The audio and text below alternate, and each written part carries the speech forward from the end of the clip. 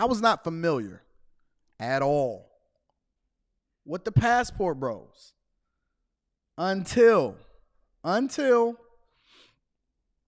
I got on the internet, right? And even when I was on the internet, because I was in certain spaces and the type of content that was feeding my algorithm, I was not familiar. And thank y'all for the super chats. I'm gonna continue to read them throughout the show. Thank y'all for everybody that held me down. I was not familiar with Passport Bros. Now, one person that's been going in on the Passport Bros is Cynthia G. We'll get to her shortly. She has some unkind words to say with regard to a video that I created, but that's neither here nor there. She'll have her time. We're gonna slow cook on that one. But throughout my friendships and relationships, y'all know I'm cool with O'Shea Duke Jackson. It's a couple. I think his name is Passport to Thailand or Travel to Thailand or something like that. I forgot what the name is. It's a couple people that I'm really cool with, and guys started really having conversations about Passport Bros, right? And so I was always trying to figure out, well, what exactly does this mean? Because the Passport Bros, from my perspective, is very much in its infancy stage, right?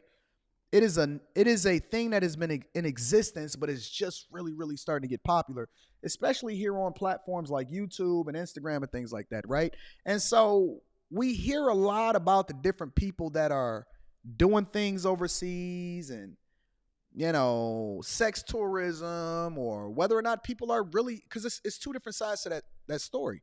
It's people that go over there to bust it down, and then there's people that I'm assuming go over there in order to really be able to experience life differently based off of what they're used to dealing with, especially with women in Western culture, right? And so I had Jay Rello, Freshest and Gary, cracked me up, hilarious dude. I do think that he's going to be successful. Whether he's successful in doing things the right way or the wrong way, I'm gonna leave that up to you guys to decide. But the one thing that I do want to have a conversation about is I want to get it from the other perspective, right?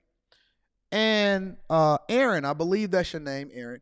Aaron is a person that I think can probably better represent or communicate what it means to be a passport bro, which may or may not be on the other side of the spectrum from Jay Rello. Now, one of the things that I try not to do is I try not to have extensive conversations with anybody prior to bringing them on the show. That way I can actually authentically have a conversation and ask them questions. So without further ado, and his channel, the link to his channel is linked in the description of the show. I want to bring up somebody up here. Black Man Travels, Passport Bro, Aaron. I want to bring somebody up here that can probably better have a conversation to give us real insight, because it's one thing to listen to Cynthia G, right? And it's another thing to see all of the wild, crazy stories that's happening across the internet that highlight the bad of what happens, or these dudes are dusty and all of this other type of stuff. I want to get some insight from somebody that may be able to give me a better view into what it really means to be a passport bro. What's going on, my friend? How you doing? I'm doing great, brother. How are you? Thanks for having me on. I'm chilling, man. Listen, bro, I'm happy to have you. Hopefully you can give me a lot more insight than whatever it is being highlighted on TikTok and Instagram, and more importantly, Right. YouTube. I'm definitely going to be reading super chats throughout the show. Shout out to my dog Logic is in the building. Where you currently located at, my friend? I'm in Thailand right now. You in Currently Thailand? in Thailand. Yes, sir. I've been living here for close to a year now. It'll be a year, and maybe next week it'll be a year. Wow. Okay. So, what made you head over to Thailand in the first place? Well, I've been living overseas for 3 years now. I left America in 2019, and I moved to Colombia for about a year. Then after that, I moved to Brazil for almost close to a year. And then from Brazil, I came straight here to Thailand. I'll be about a year. So, I like to travel. I've been to about 9 countries so far. Mm. But Thailand is a very easygoing and very safe place and cost efficient place as well. We're forming like a expat community out here. So a lot of brothers out here. Shout out to Zoom to Thailand and Yeah, Zoom to other Thailand. Yeah, YouTubers yeah, that's out here. So yeah, man, just loving living overseas, bro. Just love living overseas, and I appreciate you having me on because when I initially, started this, passport, bro. I don't like to say movement, but I would just say a community of guys who like to travel and have similar interests and a similar ideology towards uh, life in general. Mm. I never wanted to. I never anticipated it taking this turn into what I like to call the gender war or whatnot, because it was always about being an expat, leveraging your American dollar and taking advantage of opportunities that we have coming from America. So that's what the initial thought process was to the Passport Bros. do you think that the passport bros are going through growing pains right now? Because you Yeah. guys are becoming very, very popular, right? Somewhat, I would even compare it similarly to the manosphere, right? Which I don't consider myself a part of the manosphere, but I can't control how people group you. Hmm. They're gonna group you however they group you, right? But do you think that you guys are Exactly. experiencing growing pains? Um, and why do you think that you are experiencing growing pains if you do? Well, anytime you introduce something new um, to society to a certain degree, I remember when I first initially uh, got my website, blackmantravels.com, and I was speaking to a lady on GoDaddy, and she was like, they do? And I'm like, yeah, black men are traveling now. Traveling to different countries around the Black men, you world. talking about black men specifically? Yeah, black men. Yeah, exactly. So people Uh, automatically just like, oh, black men really travel like that? Like, yeah, exactly. And that was when I got purchased my domain like in 2016 or something, or mm, 2017 rather.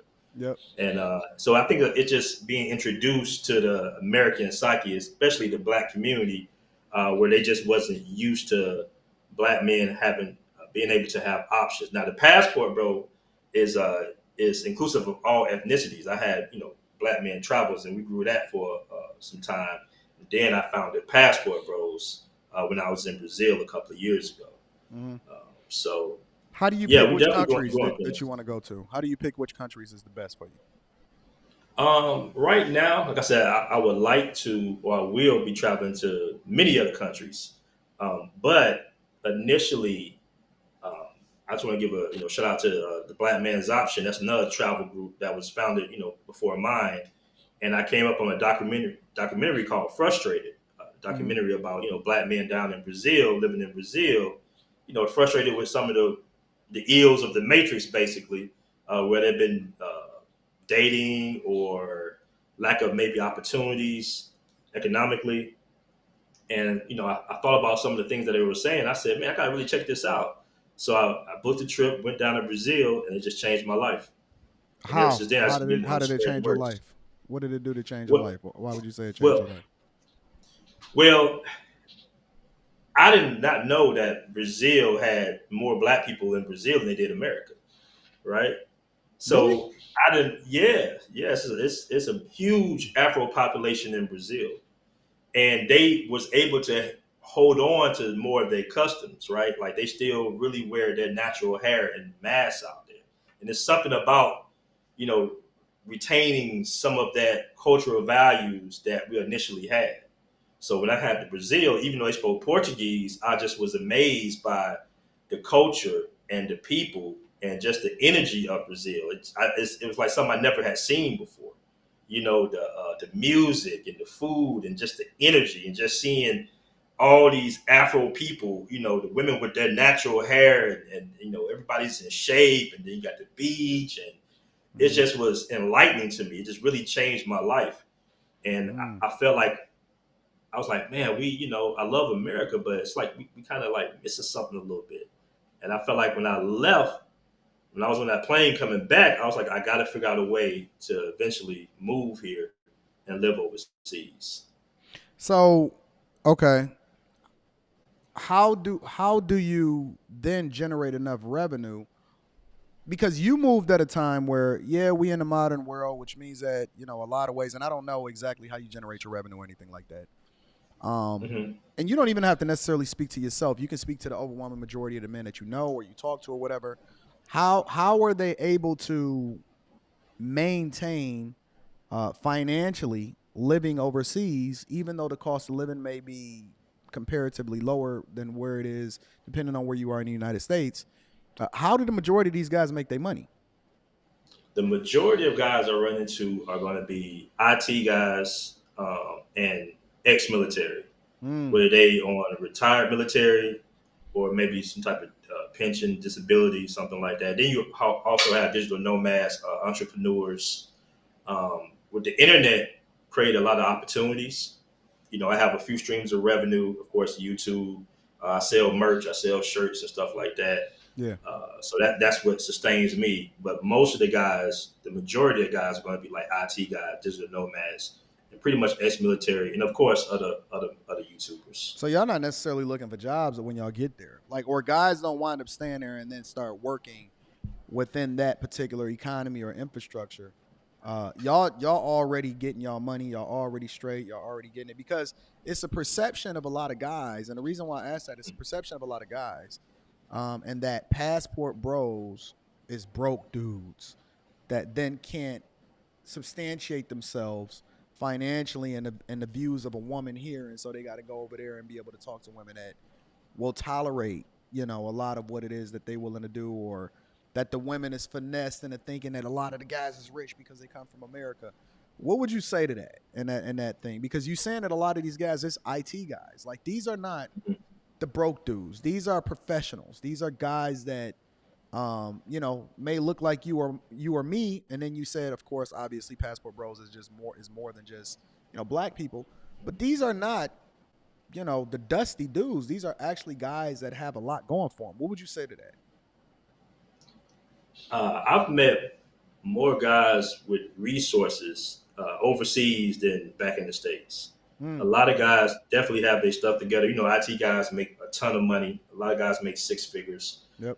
Then of course you got military guys who might have a guaranteed income coming from the government, whether Yep. it be pensions, retirement, or disability, or whatnot. Then you got the entrepreneurs, that understand that, hey, if my dollar goes further here, that gives me more time to work on my business, right? If I'm paying less than 15% out of my monthly income for living expenses, that gives me more time and money. So a lot of guys overseas really have their stuff together. I've met millionaires. I have a friend of mine. He's worth like $10 million. I have friends in Colombia. Their net worth is up there as well. And a lot of men are just creative on how they find their finance. You got real estate guys. They have properties back in America, and they Mm-hmm. getting money from those properties from real estate coming in every month. I even know truck drivers that might drive for 6 months out the year during their peak season, and then they'll go to Brazil for 3 to 4 months. So Mm, each guy has their own little way, because we always have those discussions like, hey man, how do what do you do to make a living to sustain yourself out here? And you find all types of different ways. A lot of crypto guys, a lot of guys that's in investing, stocks, forex. You just can be really creative now with the internet, especially if you have knowledge of how to move and where to live, and cost efficient ways to budget your money accordingly. And most of these countries that we do choose, they have special visas for digital nomads if you meet a monthly requirement. And 9 times out of 10, the monthly requirement might only be $800. So if you mm, can show that you're making $800, and you can show that you're not taking away a job from a local, you're making your money, whether it be back in the States or online, yep. they welcome a lot of Americans in, because the beautiful thing about being an American is a lot of people want to rent to Americans, not only because of the price gouging that they do, Yeah. but because we are known for paying our bills on time. That's Mm, the big thing. And I remember when I was in Colombia, and guys, and I'm looking for an apartment, I was always have like first dibs. Now I know I might be paying $100 to $200 more than maybe a local, but we're, like I say, Americans are known for doing quote unquote good business overseas and paying their living expenses on time. So it's pretty 9 times out of 10 you're in a pretty good situation if you can figure out a way to make your money, and your money follow you. That American dollar goes a whole lot further overseas than it does back in America. I'm gonna be reading super chats throughout the show, so I appreciate everybody that's holding us down, that's looking out, that's making sure that they support the channel. I got a question. I got another couple questions for you. Uh, Hmm. what do you think about the people that go over exploit, right? They doing it for clout. They not actually able to really be there and afford it.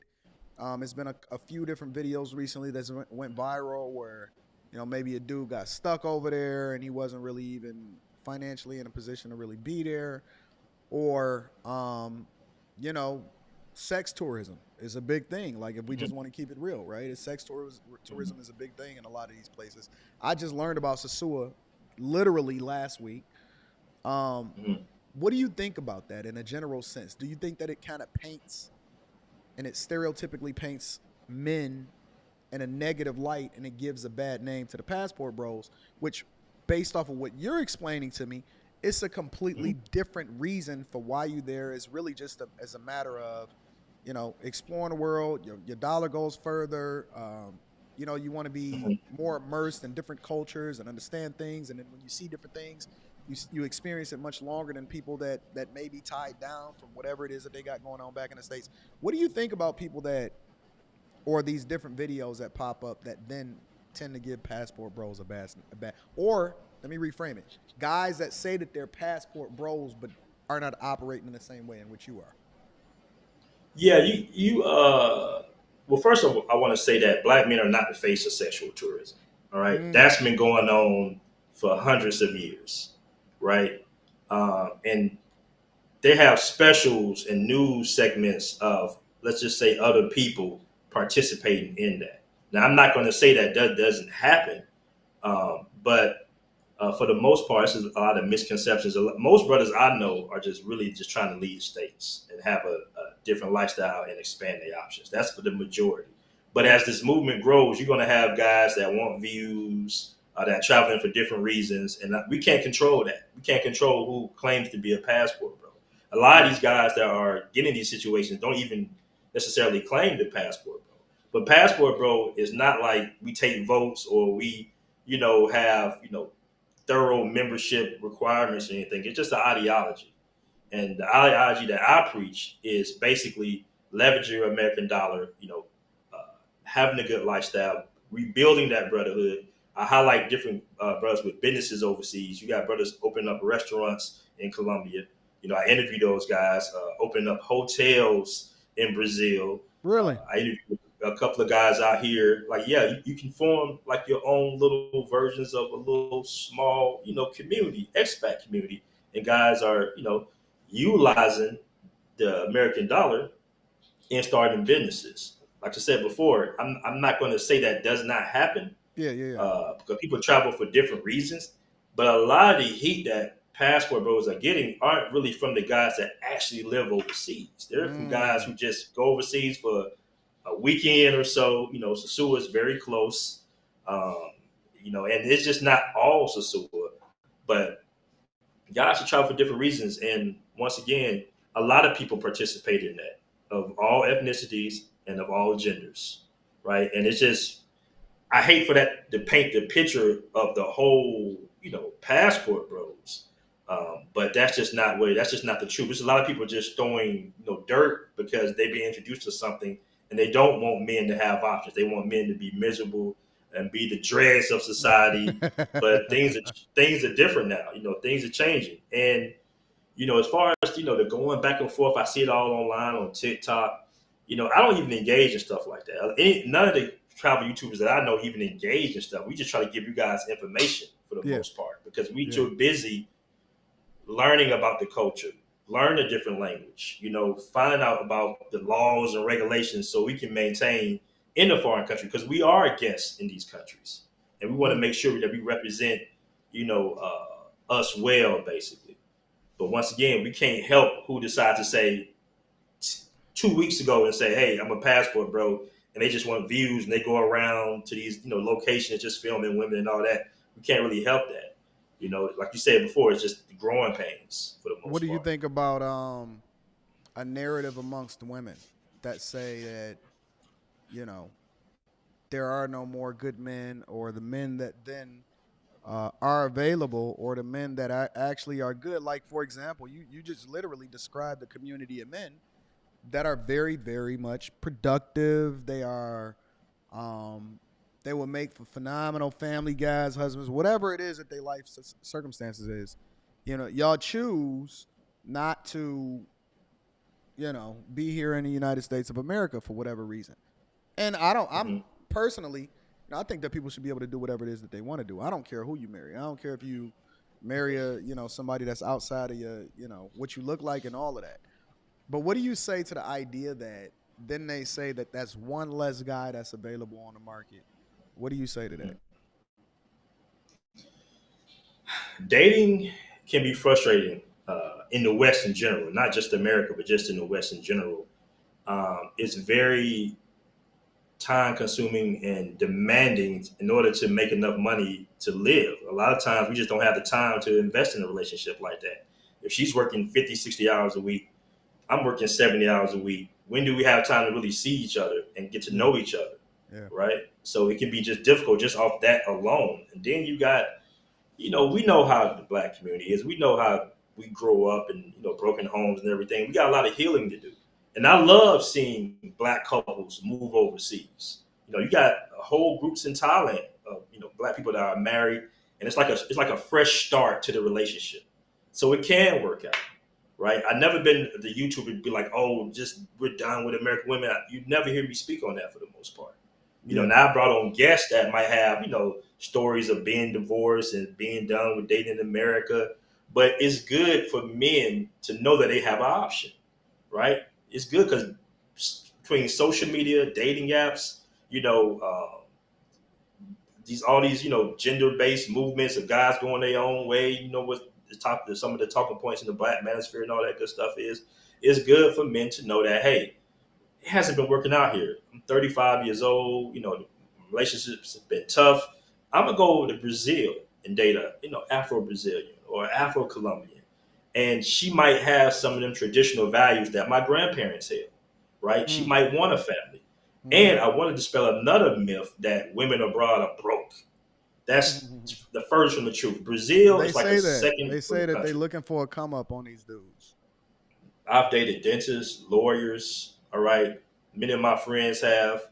Uh, they have college education, all that. It's just the fact that these women, some of them might not want to make a career their priority. Some of these women actually want a family and a relationship, and in general, in a lot of these cultures, the man is very valuable, and Mm. that's where I think some of the women, not all, because we have a lot of support from women as well, but they might have a problem with acknowledging that the fact that damn, these men are actually kind of valuable, Yeah. and we're going to have not only have to compete with the women in our community, now we got to compete with Asian women, now we got to compete with Latino women, now we got to compete with European women, and it's that's what I think they have a lot of the issues with because it's a global dating market now, and guys are getting their resources together and they're able to sustain living a life overseas. How much would you say? Let's talk about the dollar and how far it extends or how far it goes overseas versus here. How much would you Okay. say? Like just compare the three countries that you've lived in, Mhm. right?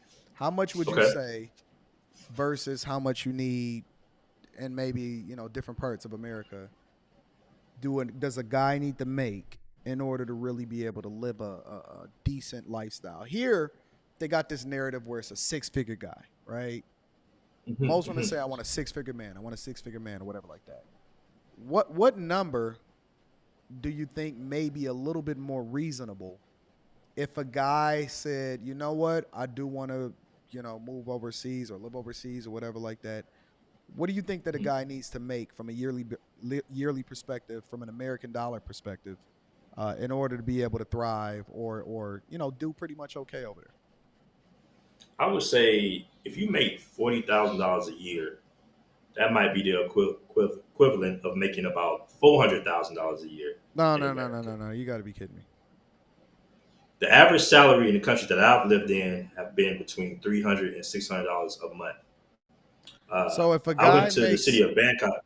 because they shame guys over here that make 40. They say the average black man in America, according to the numbers, is making $47,000 a year. They shame that guy. Mhm.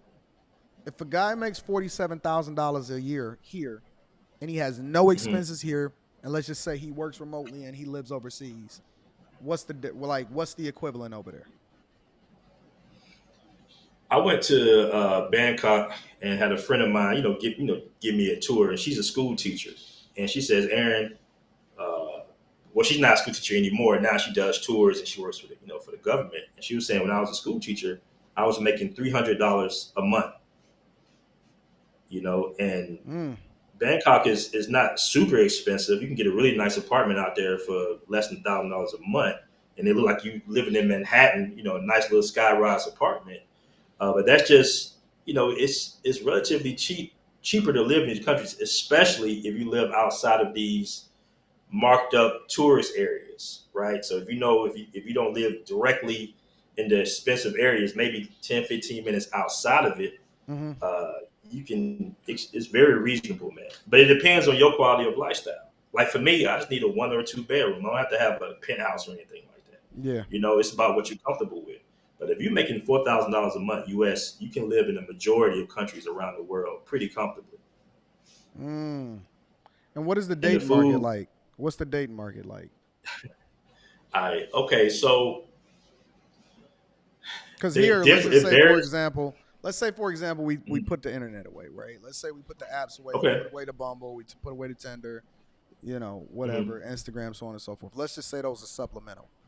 And a guy Hmm. actually got to go out and meet a chick, right? Hmm. First, do they have the equivalent of a dating app over there? A, and then B, what is it like to meet a chick in person, or how receptive are the women, or are they more responsible or more responsive, things like that? Give me the skinny for guys that are looking to get some insight on what the dating markets is like overseas.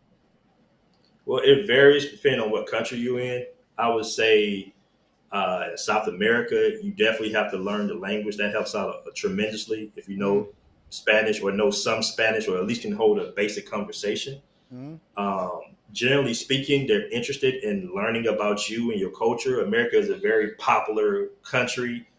We have very strong media, and you know, the easiest thing to do is like a lot of people want to learn English, right? So you say, hey man, oh not hey man, but hey, you want to learn English? I want to learn Spanish. We can do like some type of language exchange. You can just mm-hmm. simply exchange information just off that alone.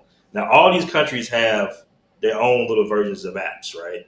Of Okay. course, Tinder is worldwide, so you can kind of pregame with a Tinder or something like that. I don't suggest that on Colombia because Colombia can be a little sticky.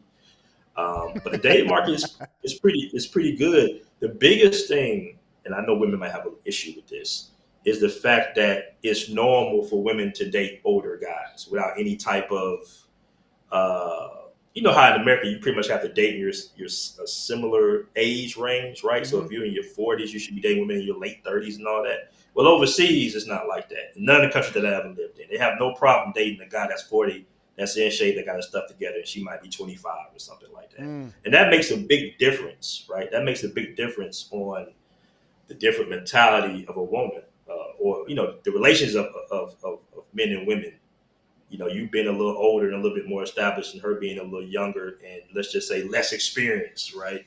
Less dating experience. She hasn't really just been in the dating market so long, and she might not be not sour, sour towards men per se at the point in her life because she is a little younger and she wants, more of a traditional relationship. A lot of these women, they want to be married. It's normal in their culture to want to be married before they're 25, mm. right? And the culture itself will kind of push them to be like, yo, you need to find a husband, right? You need to have kids before you're 30 or whatnot. They don't care if you're 40, 45, 50 or whatnot. They really don't. And that's one of the biggest differences that I see. More so than anything, it's just that you can date women that's a tad bit younger than you, who may appreciate you a little bit more in what you bring to the table because they still value men in a very high regard. Hmm. Okay. And then okay, so it's just normal to be able to walk up to, because cultural differences, and I'm not sure, right? Because Hmm. obviously I'm not looking to date overseas at all. Hmm. I'm married, been married for the past 2 decades or whatever, so on and so forth, right? But from a Hmm. cultural difference perspective, is it much different, um, as far as the ways in which people operate? Americans, we think differently. I heard in some places that it's not good to tip or they don't require you to tip. Maybe that's in European countries or something like that. Is there a lot of cultural differences that people would be surprised about or they would have to overcome as a result of moving overseas somewhere? Yeah, it's definitely a learning curve. Like if you plan on moving overseas and you Mm-hmm. haven't visited there extensively, like for long periods of time, I would say book a consultation from somebody that lives there, or hopefully you might have a friend, or try to make connections with somebody that lives there, because there are some major cultural differences. Like in general, in these countries, you don't cold approach like that. You don't. It's like a friend. Yeah, it's like a friend of a friend, for the most part. You get hooked up. They find out you're single or something. Like for example, if you at a Spanish school or something, and the Spanish teacher asks you, "Hey, do you have a girlfriend or something?" You say, "Nah, I'm single. I just moved out here a couple of months ago. I'm just kind of dating." You say, "Oh, I have a friend that's single. Maybe y'all can link up and go out." And that's the kind of the best way to date in South America, and they love doing that. It might be the woman at the bodega downstairs in Colombia or something. She might have a niece or a daughter or something that's single. They like to link people up. And as an American, if they see that you're trying to learn about the culture, if you're learning the language, if you're trying to, acquiesce to, you know, their culture, they'll say, you know what, this is a nice guy. I'm gonna hook him up or something like that. So yeah, man, you just got to move accordingly. Like I say, book a consultation from somebody like either Zoom in Thailand or me or Andre from Love Crossing Borders or something, and they can kind of give you the information that you'll need, and you'll be put into a network right away instead of you trying Hmm. to figure it out yourself, It's right? funny Because you like I say said, that it because I is a tell learning people to curve. do that here, right? I say Hmm. stop dating and start networking more effectively if you're not just trying to quickly bust something down simply because Hmm. you can better understand who a person is or you can better vet who a person is without all of the presentation layer and having to try to figure out whatever that looks like, right? And that's kind of what you've Right. described to me is that they're more traditional in a lot of these other countries. Do you Yeah, you think that definitely that's as a got. result of technology or feminism and freedom or what? Why are they operating the way that we used to operate in yesteryear, and then we operating in a space to where it's just completely a free for all and it's just a dog eat dog world. Women do whatever they want to do, men do whatever they want to do. Why do you think that is? Well, first, let me preference there are independent women overseas as well. For sure. Like women that have careers and they work a lot. They might work 6 days out the week. But then you do have a lot of women that they might not want to work like that. They might want to be taken care of, and that is like the delicate balance. Do you want a woman that doesn't really come with that much resource? She wants to be more of a helpmate. She wants to play more of a traditional role, or are you more comfortable with dating women that are similar to American women that might work 5, 6 days a week, and you might see them 2, 3 times a month? You know, that's the sacrifice you got to make, right? Which one do you want? Do you want a woman that comes with resources, or do you want a woman that comes with time and assistance? Yep. That's on you as a man. You have to make that decision. But there are independent women in every country that I've been to.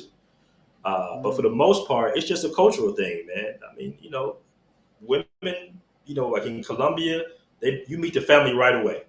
You meet the dad, In the auntie, Colombia? the cousins. You might, yeah, yeah. In all these countries, for the most part, they trying to interview you and check you out. Mm. First couple of days, that you're dating. It's like, hey, come to the cookout. Basically, you might not even speak too much of the language, but they trying to see what you're on. Basically, they're going to ask you some questions, whatnot. What do you see with my daughter? Where do you see this going? Are you serious? All that good stuff, man. You got to really get past the family first, and that's one of those traditional ways. They're going to let you know that, hey, man, my daughter's a good woman. You know, treat her right, and she'll treat you right. I'm And about to that's one throw of you a the. curveball. Okay, go ahead. Passport hoes. Now, Hmm. Hmm. the narrative is always on passport bros and that guys that travel overseas for whatever reason, whether they want a different cultural experience, Hmm. as you said, you can't control anybody else, but all you can do is represent whatever it is that you live like and how it is that you move. So other guys that may be going over there for sex tourism, other people that may be over there and they just stumbled over there as a result of being I don't know, deployed over there, and then they realize that, hey, this is a completely different experience. They want to make their dollar go further. But one of the things that's not really talked about as much, and that I'm starting to realize that it's been a thing for a while now, is women Mhm. traveling overseas single Right. and experiencing life and the culture from their perspective. Hmm. Have you seen that? And then what is your opinion of that? I haven't seen it personally. I mean, I have been to Jamaica. I was in the couples resort, and we passed by the little famous little resort that a lot of them go to. The women? Uh, yeah, the women. Yeah, So the women travel to Jamaica to get buzzed down. Jamaica, Republic, Gambia. It's a few other it's a few countries out there that they frequent. But like I said, I don't really get too deep in depth, and like, I don't want to go into like the back and forth. But yeah, I mean, it's very popular. I didn't really realize it until maybe a few years ago myself. But I just thought it was funny that they'll be criticizing us for traveling when more so they really are projecting what they're doing. Not all, because I meet sisters out here, they're not on that type of time at all. They just want to live overseas because, they dollar goes a whole lot further. Mm. That's really the biggest thing. The whole sexual Well, that's thing, yeah, your people network, participate in that. right? Because you Right, have a quality of people within your network that obviously right. their experience and what it is that they're looking for is much different. But I didn't even Hmm. realize that this was a thing that was as prevalent as it was. But this Hmm. like the pot calling the kettle black, and that how can Hmm. you be criticizing men for something that's largely been flying under the radar and it hasn't really been highlighted as much in the YouTube streets on social media or just in general. It hasn't been a thing that's really been communicated. It's almost like this open secret that a lot of people just choose not to talk about. Yeah, I mean, they've had a few news specials on it. I think they're trying to work on something in I forgot which country to warn those type of tourists for coming in there, and they might be undesirables for engaging with activities with younger men that might be desperate for money. Like they've Oh, had they news specials about it. I mean, it's pretty big. I would say it's bigger than what they say that they claim that the passport bros guys do. I heard that over in Gambia, they telling them old hags not to come over there. Gambia and a couple other countries like that. Yeah, they That's are, they are, wild. That's they are. wild. Yeah, yeah. Well, Let's say it's listen. You all got ethnicities any and additional gender. thoughts that you would want to leave? I did put the link to his channel in the description, so everybody make sure y'all Hmm. should go and subscribe. Link is in the description as well as pinned to the top of the chat for y'all to be able to tap into the Hmm. Patreon. Give me your thoughts, your thoughts that you would want to leave the people with, because I'd love to have you back on the show. Okay. Just to even be able to give game, give some insight, information, give an update on how you see things or where you determine and where you want to move next and all of that other type of stuff. Is there anything in particular that you would want to leave people with? Because I think that this was a phenomenal conversation and that you gave us a better or more insight into what it's really about and why people that are of means and that have good character Mhm. are moving the way that they moving. Is there anything that you would like to leave the audience with specifically? Well, first I want to say thank you for letting me come on. I I really appreciate appreciate you. that because a lot of guys, a lot of content creators will interview people that not really familiar with the movement or the ideology of being a passport bro, the community, and there'll be a lot of disinformation. So I appreciate you having me on first and foremost. Absolutely, my But friend. I think in general, as black community, but the black people, I think it's good that we get our passports and start traveling, male and female, for a lot of different reasons.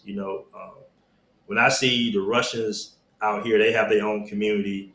I see the Lebanese in Brazil. I see other people, ethnicities in the Caribbean and the DR, and they have their own businesses and they're living a very simple lifestyle. They got to worry about the police. They got to worry about, redlining and all that stuff. They have their own communities, and they're beautiful communities. I would like for us to have that option as well.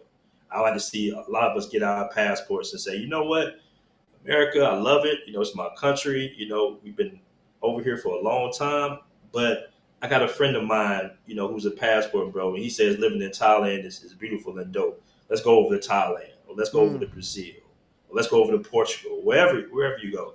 I think it's just good mentally for us to get our passports and start traveling the world, and to take advantage of some of these economic opportunities that everybody else been taking advantage of for the last 20 to 30 years.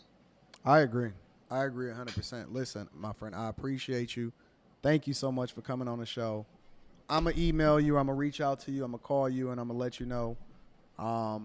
Checking your schedule as far as looking at your availability to see when you're able to come back and be able to add more insight and information into what it is that we're doing here. Okay, man. Appreciate you letting me on. Thank you, Peace. my friend. And there you have it, ladies and gentlemen. It is a completely different perspective than what everybody on the internet may present to you.